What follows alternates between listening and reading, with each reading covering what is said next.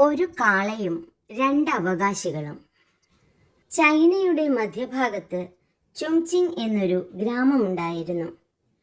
അവിടെ ഒരിക്കൽ ഒരു കാളയുടെ ഉടമസ്ഥാവകാശത്തെക്കുറിച്ച് രണ്ട് കൃഷിക്കാർ തമ്മിൽ ഒരു തർക്കമുണ്ടായി. കാള തൻ്റേതാണെന്ന് ഇരുവരും വാദിച്ചു. വാദം മൂത്തപ്പോൾ ഗ്രാമവാസികൾ ഇരുചേരിയായി. വഴക്കായി, കയ്യേറ്റമായി. ഒടുവിൽ പ്രശ്നം ഗ്രാമത്തലവന്റെ പക്കലെത്തി.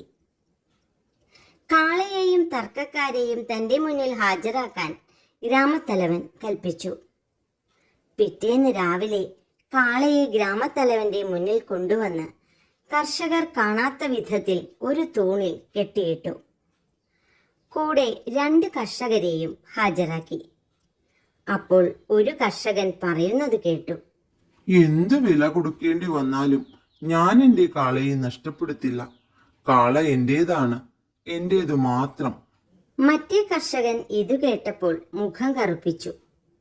യോഗം തുടങ്ങിയപ്പോൾ ഗ്രാമത്തലവൻ ചോദിച്ചു, സത്യം പറയണം, ആരുടേതാണ് ഈ കാള? ഇത് എന്റേതാണ്.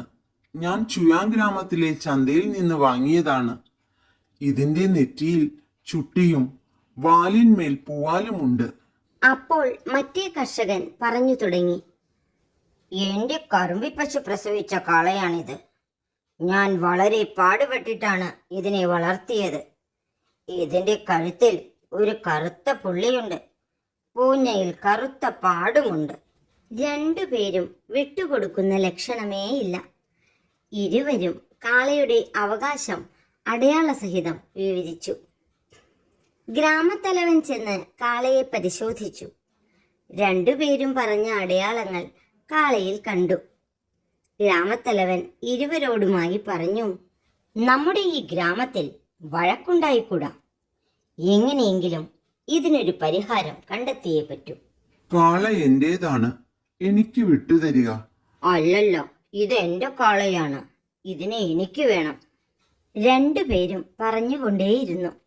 ഗ്രാമത്തലവൻ ആശയക്കുഴപ്പത്തിലായി. ഇനി എന്തു ചെയ്യും? രണ്ടുപേരും പറയുന്ന അടയാളങ്ങൾ ശരിയാണ്. ആർക്കാണ് കാളയെ കൊടുക്കുക? ന്യായമായ ഒരു തീരുമാനത്തിലെത്തണമല്ലോ. ഗ്രാമവാസികൾ ചുറ്റും കൂടി നിൽക്കുകയാണ് ഗ്രാമത്തലവന്റെ തീരുമാനമറിയാൻ. വാദപ്രതിവാദങ്ങൾ നടന്നുകൊണ്ടേയിരുന്നു. ഇരു ചേരിക്കാരും കാളയുടെ അവകാശത്തിനായി വാദിച്ചു. ഒടുവിൽ ഗ്രാമത്തലവൻ ഒരു തീരുമാനത്തിലെത്തി. കാളയെ അഴിച്ചുവിടുക. സേവകർ ചെന്ന് കാളയെ അഴിച്ചുവിട്ടു. കാള തല കുലുക്കി വാലും പൊക്കി ഓടി. അവകാശികളായ രണ്ടു കർഷകരും കാളയുടെ പിന്നാലെ ഓടി, കൂടെ ഗ്രാമവാസികളും. കാള അവരിൽ ഒരുവന്റെ വീട്ടിൽ ചെന്ന് നിന്നു. യഥാർത്ഥ ഉടമസ്ഥന്റെ വീട്ടിലാണ് കാള ഓടിച്ചെന്നത്. അങ്ങനെ ഗ്രാമവാസികൾക്കും ഗ്രാമത്തലവനും അതിൻ്റെ യഥാർത്ഥ ഉടമസ്ഥനെ മനസ്സിലായി. കള്ളം വെളിച്ചത്തായപ്പോൾ നുണ പറഞ്ഞ കർഷകൻ പറഞ്ഞു, എന്നോട് ക്ഷമിക്കണം, തെറ്റു പറ്റിയതാണ്, ഇനി ആവർത്തിക്കില്ല. കള്ളം പറഞ്ഞവന്റെ ഉള്ളംകാലിൽ 20 അടി കൊടുക്കുവാൻ ഗ്രാമത്തലവൻ ഉത്തരവായി. അന്യന്റെ മുതൽ ആശിച്ചതിന് അയാൾ അടികൊണ്ട് പുളഞ്ഞു.